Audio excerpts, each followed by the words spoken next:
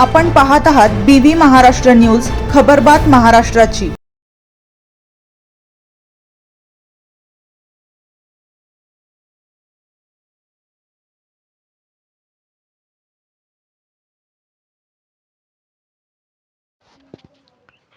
नांदगाव येथे अचानक झालेल्या वादळी पावसामुळे उकाड्यापासून दिलासा।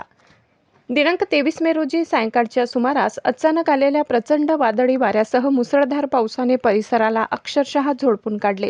दिवसभर असह्य उकाड्याने त्रस्त झालेल्या नागरिकांना या पावसामुळे मोठा दिलासा मिळालाय।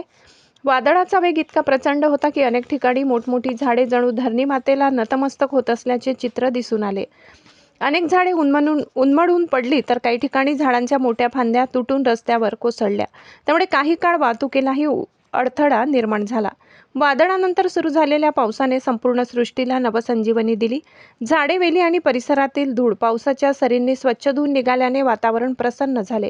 पावसानंतर दरवळणारा ओल्या मातीचा सुगंध सर्वत्र पसरला होता। कडक उन्हामुळे तापलेल्या वातावरणात या पावसाने गारवा निर्माण झाल्याने नागरिकांनी समाधान व्यक्त केले।